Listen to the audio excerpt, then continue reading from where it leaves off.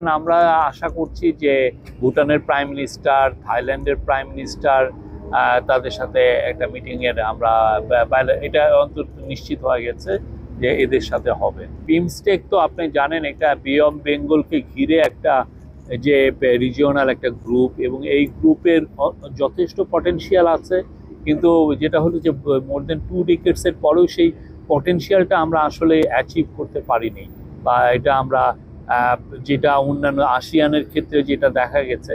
তো প্রফেসর ইউনূস এটা লিডারশিপটা অ্যাজিউম করার পরেই উনি আরও এইটার উপরে আরও জোরদার দিবেন।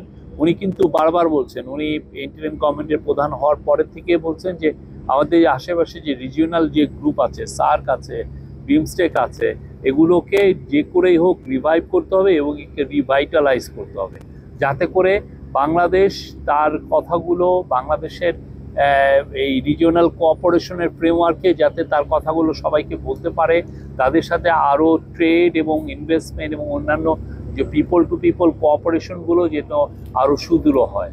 তো এই জায়গায় প্রফেসর ইউনূস খুবই সুস্পষ্ট ওনার একটা পলিসি আছে এখানে, বিগিনিং অফ কনভারসেশন ইউএস এর তরফ থেকে।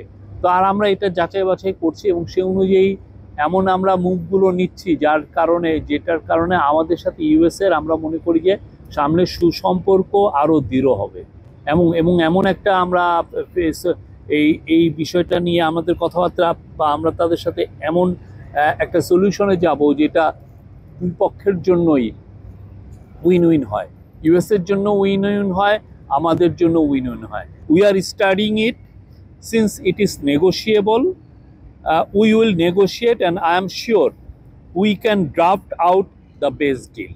তো এটা আরও সামনে একটা ফ্রেমওয়ার্ক দাঁড়াবে, তারপরে আমরা এটাদের সাথে কথা বলবো। বাট আমরা we are in touch with the US authorities, আমরা আশাবাদী এমন যাই হবে সেটা আমাদের দুই পক্ষের জন্যই এটা মঙ্গলজনক হবে।